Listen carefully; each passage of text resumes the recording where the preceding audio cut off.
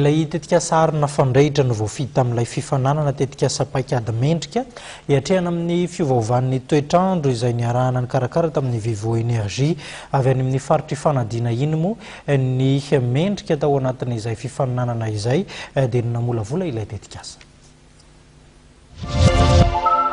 Tetikasa misy 224 avy amina lycée misy 273 manerana Nosy no voarahin'ny ministera fanabeazam-pirenena nandritra ilay fananana tetikasa sy paikady mendrika hiatrehana ny fiovaovan'ny toetrandro izay niarahana ny karakara tamin'ny orinasa Vivo Énergie. Ranoana anty fifananana momba ny changement climatique.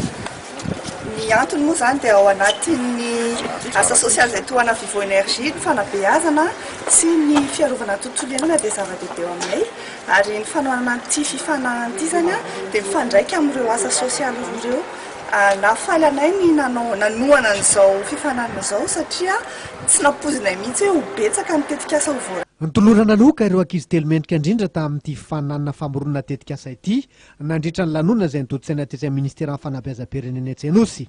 Fantatra nandritra ny fotoana ary fa Razafy Mandimby Lionneau avy ao amin'ny lycée Antaninarenina Tuléar voalohany no nahazo ny laharana fahatelo raha toa ka Rahamahalaza Brian avy ao amin'ny lycée Jacques Rabe Mananjara Tamatavy no nahazo ny faharoa.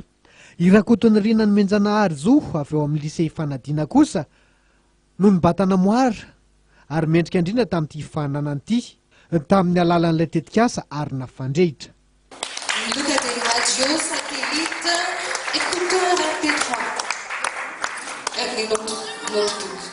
Nidera niezaka nataon'ireo mpandray anjara tamin'ity fananana tetikasa sy paikady mendrika hiatrehana ny fiovaovan'ny toetrandro ity Andriamatoa Rabary Paul ministra ny fanabeazam-pirenena. Tsikaritra tokoa izy fa efa iainan'ireo ankizy ny fiovaovan'ny toetrandro ka nahatonga ireo mpianatra hitady vahaolana avy any fotony.